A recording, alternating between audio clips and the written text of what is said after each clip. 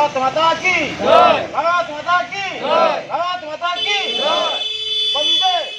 वंदे वंदे। श्री ज्ञानरंजन मिश्र सभापति समाज पार्टी विचार गणतंत्र दिवस अवसर में मोर यही वार्ता रे वर्तमान भारतर स्थिति जहाँ अच्छी विश्व दरबार रे एवं तृतीय विश्वयुद्ध जितेबाला अवसंभावी हो पड़ी एवं सबु जगार तेल एवं पानी को लेकर जो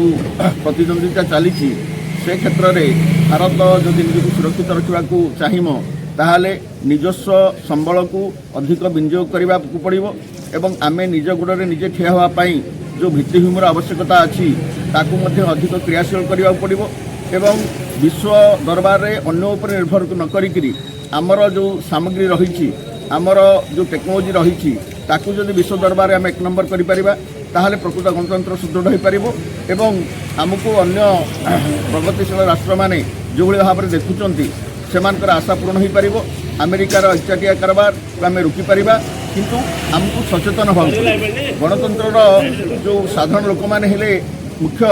से जदि निजे सचेतन न हे आम भारतवासी जदि निज कथा निजे चिंता न करवा आम जदि स्वार्थपर हो समूह स्वार्थ दृष्टि आम जदि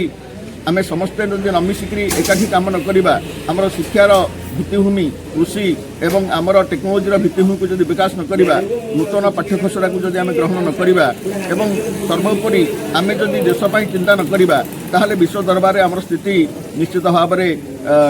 तलू खसब तेणु आज दिन में समस्ते संकल्प नवा दरकार जे आमको विश्वगुरु मान्यता पाइबा